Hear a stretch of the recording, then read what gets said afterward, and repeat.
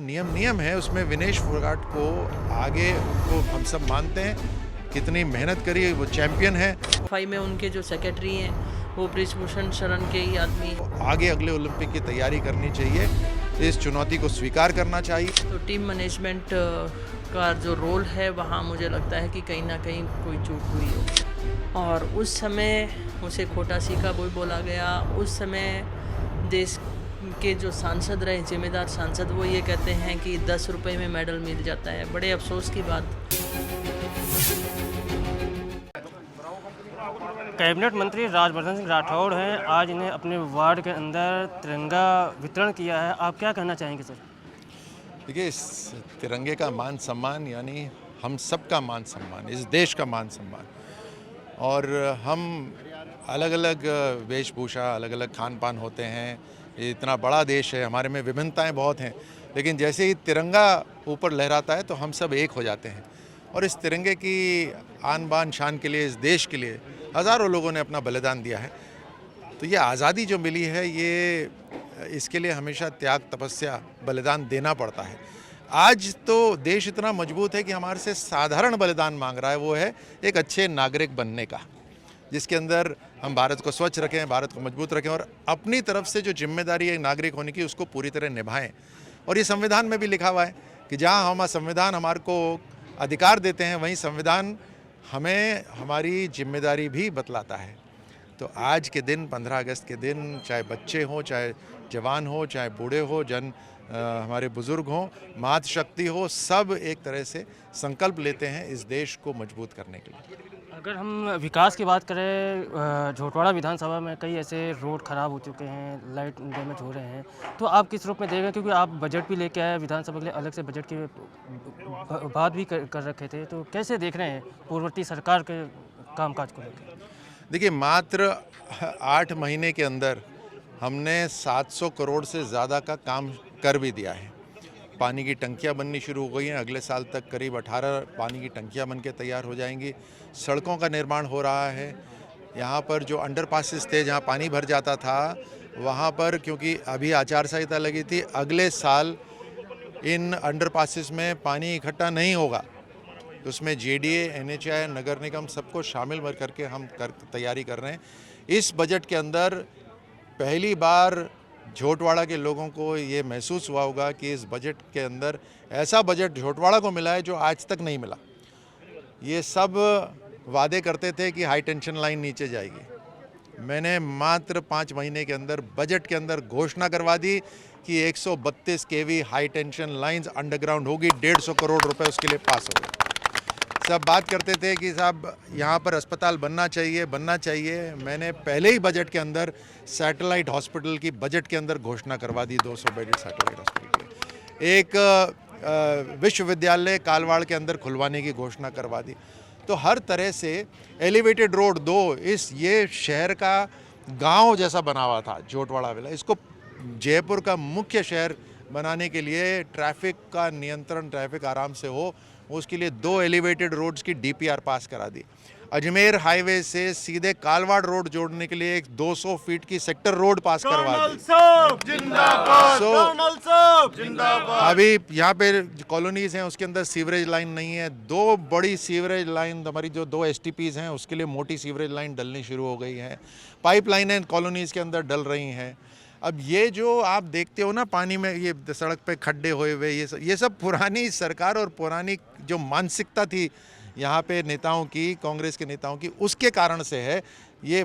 अब मैं जो संकल्प लेकर काम कर रहा हूँ, मैं जैसे यहाँ पर भी कहा कि एक एक पाई देश हित में, जनता के हित में, जैसे मंदिर में चढ़ावा होता है, वैसे ही मेरी तरफ से जो सरकार की तरफ से पैसा आता है, वो जनता रूपी भगवान है, उनको मेरी तरफ से वही चढ़ावा होता है, उसमें से एक पैसा कहीं नहीं जा सकता।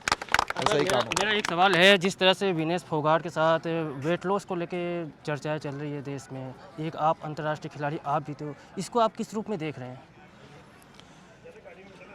देखिए, ये जो ओलंपिक्स की जो मुकाबला होता है, ये हर साल 4 नहीं होते, ये 4 साल में एक होता है और इसके लिए बरसों तपस्या करनी पड़ती है। अलग अलग तरह की संकटों से गुजरना पड़ता है, चुनौतियों को पार करना पड़ता है, मानसिक रूप से हो, शारीरिक रूप से हो, लोगों की बातें सुननी पड़ती हैं।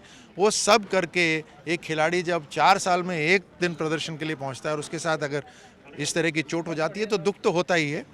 लेकिन मैं ये ज़रूर कहना चाहूँगा कि नियम है, उसमें विनेश फोगाट को आगे उनको हम सब मानते हैं, कितनी मेहनत करी, वो चैम्पियन है, उनको अब युवा भी हैं तो उनको आगे अगले ओलंपिक की तैयारी करनी चाहिए, इस चुनौती को स्वीकार करना चाहिए।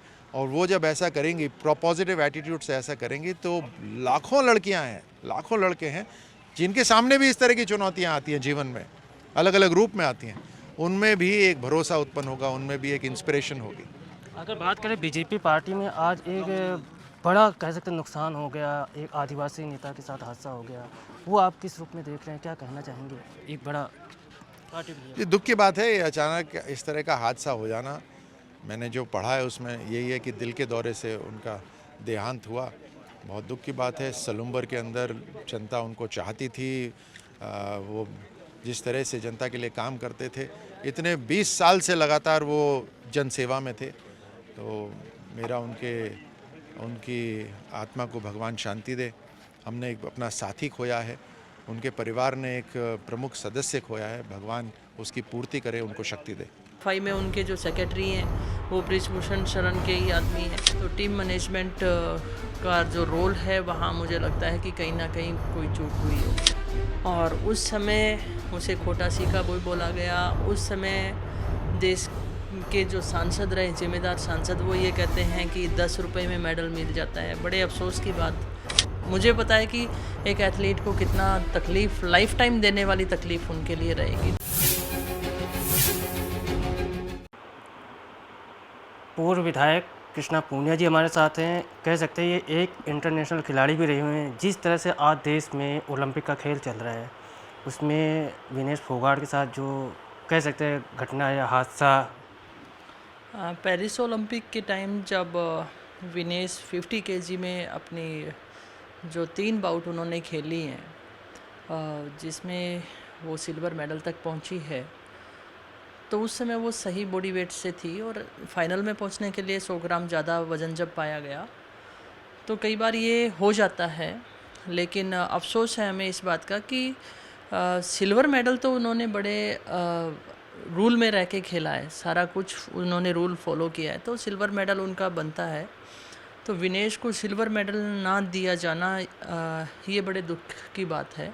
और देखो, प्रोटेस्ट उन्होंने किया है, अपील भी उन्होंने डाली है, तो मैं यही कह सकती हूँ कि हमें होप रखनी चाहिए, शायद पॉजिटिव हो। अगर ये उनको मेडल नहीं मिलता है तो हमें ये, मुझे पता है कि एक एथलीट को कितना तकलीफ़, लाइफ टाइम देने वाली तकलीफ़ उनके लिए रहेगी, तो ऐसा उनके साथ नहीं होना चाहिए था। वज़न 100 ग्राम था, काफ़ी कोशिश रात भर उन्होंने की और अफसोस की उनसे ये नहीं हो पाया। जब यहाँ से भारत से अगर ओलंपिक में खेलने जाते हैं, एक टीम होती है, कोच होती है, तो एक खिलाड़ी को अपने दर्द से कितना गुजरना पड़ता है। एक आप भी खिलाड़ी रह चुके हैं, तो आप किस तरह से इसको देख रहे हैं और एक खिलाड़ी की भावनाओं को कैसे समझ रहे हैं? हरिनाम जी, ये है कि कोई भी एथलीट जब इतने बड़े प्लेटफॉर्म पर जब पार्टिसिपेट करता है तो एक टीम वर्क होता है, क्योंकि सब जगह पे एथलीट मैनेज नहीं कर पाता है। उस समय जो एथलीट है उसके मन में सिर्फ़ और सिर्फ देश के लिए पदक जीतना उसके माइंड में चल रहा होता है। तो बाकी साइड की जो भी जितनी भी चीज़ें रहती हैं वो टीम को मैनेज करनी पड़ती हैं, चाहे डाइटिशियन हो, चाहे रिकवरी एक्सपर्ट हो, फिजिशियन हो, मैश्योर हो, उन सब का ये काम रहता है। इसके अलावा ऑफिशियल जो IOA से जाते हैं या फिर फेडरेशन से जाते हैं, कोचेज हैं, बहुत सारा टीम मैनेजमेंट का काम होता है।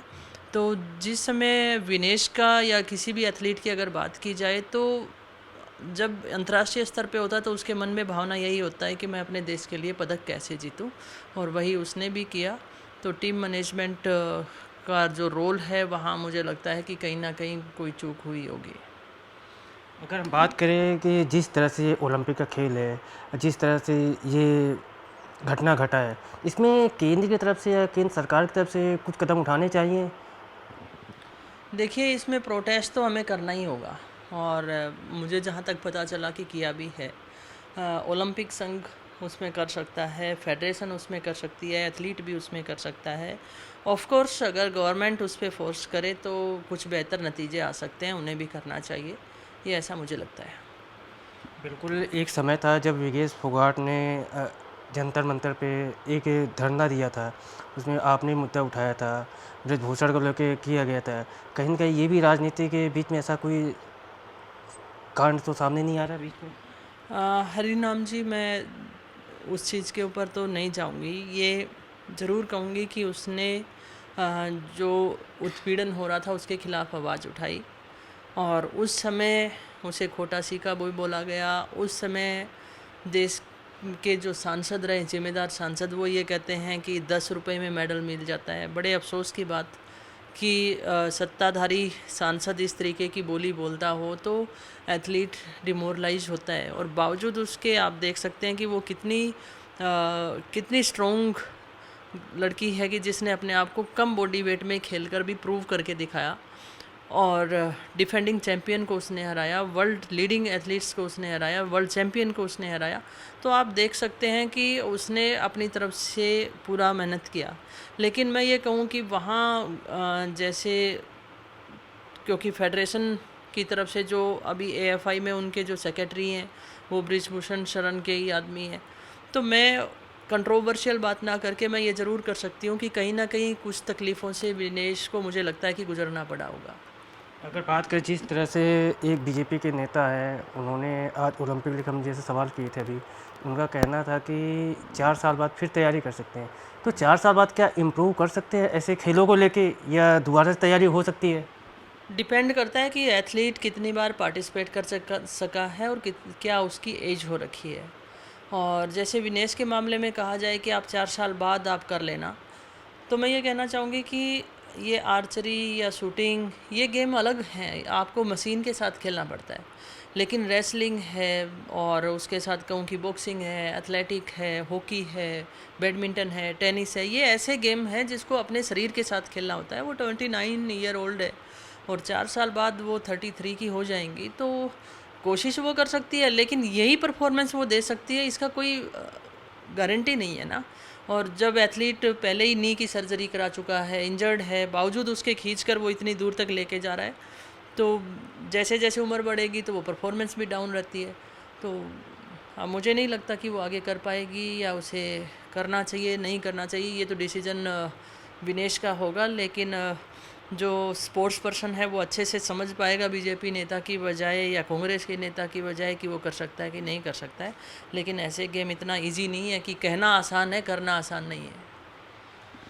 बिल्कुल, ये कृष्णा पूनिया जी थे, ये भी एक इंटरनेशनल खिलाड़ी है, क्योंकि एक खिलाड़ी का ही दर्द समझ सकते हैं। दीपक कुमार शर्मा के साथ हरनाम सिंह, पंजाब केसरी, जयपुर।